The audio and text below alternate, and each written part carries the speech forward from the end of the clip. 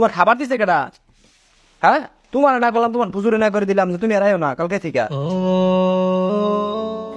আমার বাবা মা কেউ নেই, তাই আপনার কাছে পেয়েছিলাম খাওয়ার জন্য। আমার এখানে যে ছেলেটা, আমি যে লজিং খাওয়াইতেছি, আমি ওরা কি রে খাওয়াইতেছি? ওরা খাওয়াই আমার কোনো লাভ হইতেছে? এরা না খাওয়াইলে তো আমার স্যালারির গুলো কম লাগতো না। এরা খাওয়াইতে পারতাম না, এরা খাওয়াই আমার কোনো লাভ হইতেছে না। আজকে না করে দেওয়া লাগবো। আসসালামু আলাইকুম।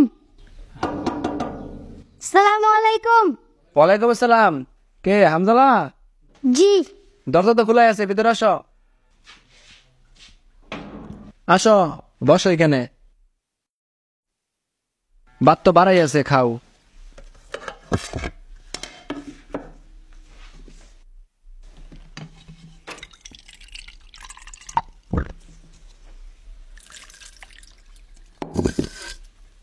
বিসমিল্লাহ।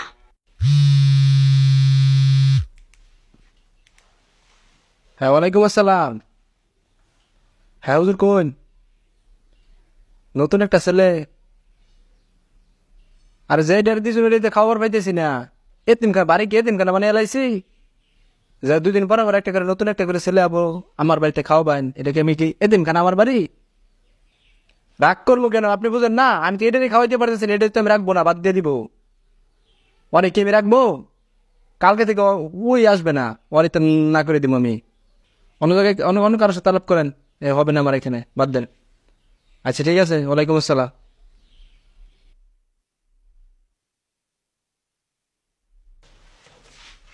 আসসালামু আলাইকুম। ওরা তোমার হুজুরে কইও তোমার আর খাবার পাইতাম না, কালকে থেকে আর আইও না তুমি, ঠিক আছে? তোমার হুজুরে বাবা নতুন লজিং বাড়ি খুঁজবার, 1 বছর ধরে আমি তোমার হুদাই খাওয়াইতেছি, তোমার খাবার লাভ আছে না করে দিলাম, কালকে তারাইও না, মনে থাকবো? ঠিক আছে, যাও।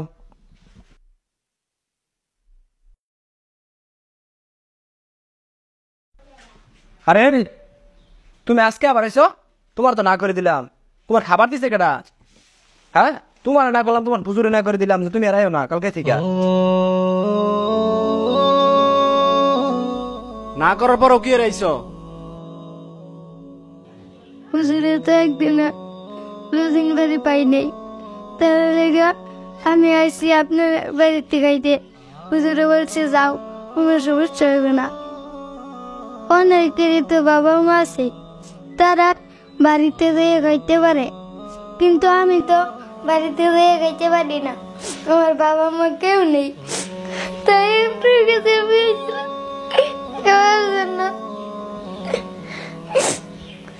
তাহলে আজকে খেয়ে যাও, আর কালকে থেকে আইসো না।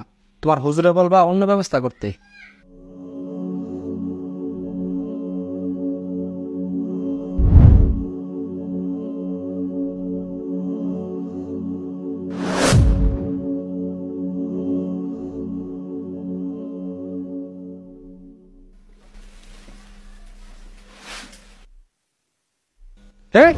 আমার চাউল ডললে কই যাও? হ্যাঁ, আসলে এইগুলো ওই ছেলেটা রিজিক ছিল, যে ছেলেটা আপনার এখানে লজিং খাইতো।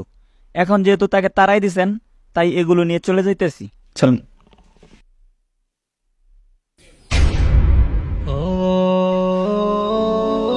আমি এটা কি স্বপ্ন দেখলাম? সত্যি তো, আমি তো কোনোদিন না খেয়ে থাকিনি, আমি শুধু শুধু রিজিকের টেনশন করছি। ও যখন ছিল আল্লাহ তাআলা তো আমার রিজিক বাড়িয়ে দিয়েছিল, কোনোদিন তো না খেয়েছিলাম না। যেভাবে হোক ওকে আবার নিয়ে আসতে হবে।